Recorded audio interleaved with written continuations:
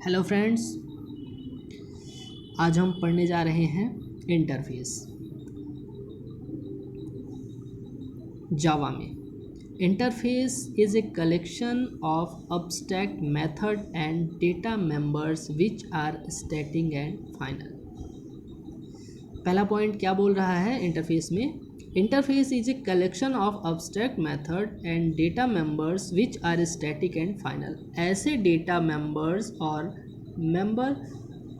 Method जो कि abstract हों और स्टैटिक और फाइनल भी, ऐसे डेटा मेंबर और मेथड का कलेक्शन होता है इंटरफेस। अब मैं ये मानता हूँ कि जो लोग जावा में इंटरफेस पढ़ रहे हैं उन्हें ये terminology, keywords, static, final, abstract, इन चीज़ों के बारे में हल्का फुल्का नॉलेज होना ज़रूरी है। तो जैसे कि यहाँ पे अब्स्ट्रैक्ट हुआ, तो अब्स्ट्रैक्ट क्या होता है? Methods without having definition. ऐसी मेथड जिसकी कोई डेफिनेशन ना हो, बिना डेफिनेशन की मेथड, जो इसमें कोई भी लॉजिक इम्प्लीमेंट ना किया गया। जैसे कि ध्यान देने के लिए देखा जाए तो कोई मेथड है, तो उस मेथड में जैसे कर्ली ब्रेसेस के अंदर कोई भी लॉजिक ना लिखा हो। तो अब देखते हैं, हम आगे एग्जांपल में देखेंगे। दूसरा पॉइंट है, there can be only abstract methods in the Java interface. जो जावा में इंटरफेस होता है उसमें केवल और केवल अब्स्ट्रैक्ट मेथड ही होती है, कोई भी इम्प्लीमेंटेड मेथड नहीं हो सकती है। Means only declaration not definition, केवल डिक्लेरेशन, डेफिनेशन नहीं होती है। थर्ड पॉइंट है, it is use to achieve fully abstraction. ये इंटरफेस का कॉन्सेप्ट किस लिए होता है?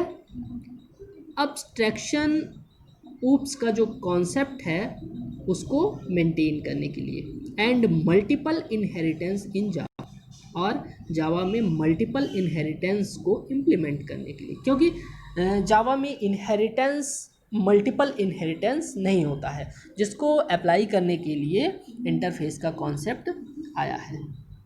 फोर्थ पॉइंट में है, the Java compiler adds public and abstract keyword before the interface method and public, static and final keywords before data members।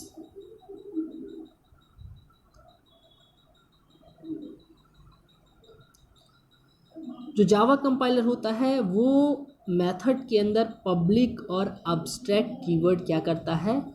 Add कर देता है।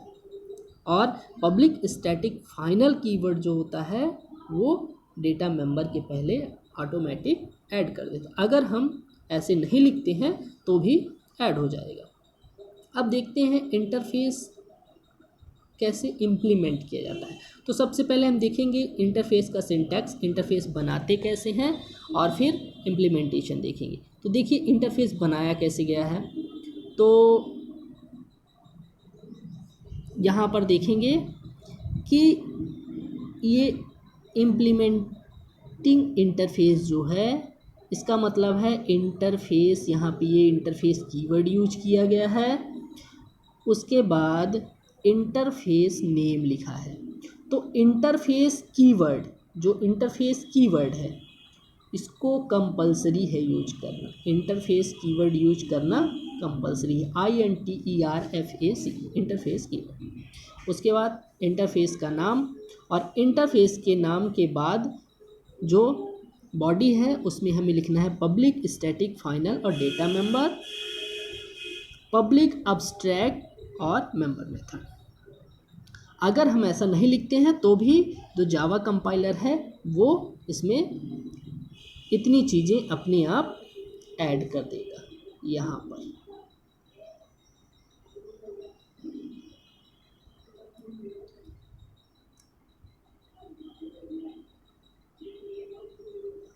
अब देखते हैं कि इंटरफेस बन गया है। इंटरफेस बनाने के बाद जैसे हम क्लास को सेव करते हैं डॉट जावा के नाम से, वैसे ही इंटरफेस को भी सेव किया जाता है। और इंटरफेस को भी इम्प्लीमेंट करने के लिए हम इंटरफेस को क्लास बनाएंगे, public class class name, public class class name. और पब्लिक क्लास क्लास नेम में हम कीवर्ड यूज करेंगे कौन सा, इम्प्लीमेंट्स, IMPLEMENTS इम्प्लीमेंट्स। और फिर इंटरफेस का नाम, जैसे कि हमने ऊपर इंटरफेस दिया है, इंटरफेस का नाम दे देंगे। फिर इसके बाद इसमें हम जो इंटरफेस में जो भी मेथड यूज की गई है उस मेथड को हम ओवरराइड करेंगे। एक बात हमें याद रखना है कि इंटरफेस जो होता है वो क्लास में इम्प्लीमेंट किया जाता है, तो जितनी भी इसकी मेथड होती हैं उन मेथड को ओवरराइड करना कंपलसरी होता है।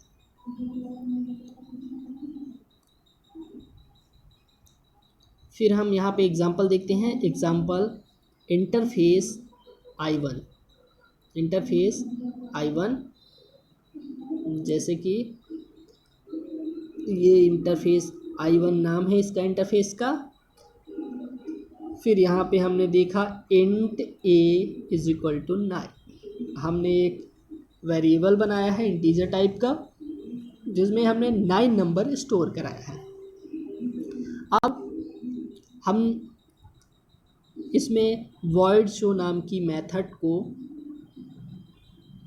डिक्लेयर कर रहे हैं। डिक्लेयर करने के बाद हमने इंटरफेस को अपनी क्लास में डिक्लेयर करने के बाद हमने इसको अपनी क्लास में C1 नाम की क्लास में इम्प्लीमेंट्स किया है I1। और void show मेथड को, पब्लिक void show मेथड को हमने क्या किया है, यहाँ पे डिफाइन कर दिया system.out println example of I1। और मेन मेथड पे हमने बना लिया है C1 क्लास का object, C1 C is equal to new C1 का कंस्ट्रक्टर कॉल कर दिया, ये यहाँ पर ये ऐसे। और फिर इसको बनाने के बाद हम यहाँ पे C से शो नाम की मेथड को कॉल करेंगे और यूज करेंगे। सेव करने का तरीका है क्लास का नाम डॉट जावा एक्सटेंशन, फिर कंपाइल करने का तरीका होता है जावा C यूज किया जाता है, उसके बाद C1 डॉट जावा, और रन करने के लिए जावा और C1। यहाँ पर हम देखेंगे C1 डॉट जावा जो है वो प्रोग्राम का, जो हमने फाइल को सेव किया है उस फाइल का नाम है C1 डॉट जावा, किसी भी नाम से। तो कंपाइल करते समय हमें फाइल का जो जिस नाम से सेव करेंगे उस जावा फाइल को उसी नाम से कंपाइल करना पड़ेगा।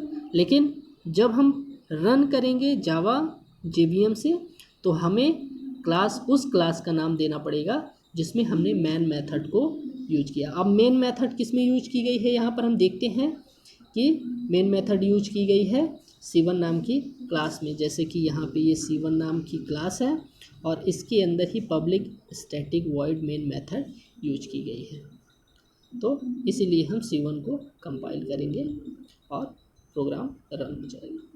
यहाँ पर ये पब्लिक स्टैटिक वॉइड मेन, और यहाँ पर हम देखेंगे कि पैरेंथेसिस के अंदर स्ट्रिंग नाम की क्लास है उसका एरे ऑफ ऑब्जेक्ट बना लिया गया है। तो ये मेन मेथड का जो सिंटैक्स होता है ये प्रोटोटाइप ये कंपलसरी है। धन्यवाद।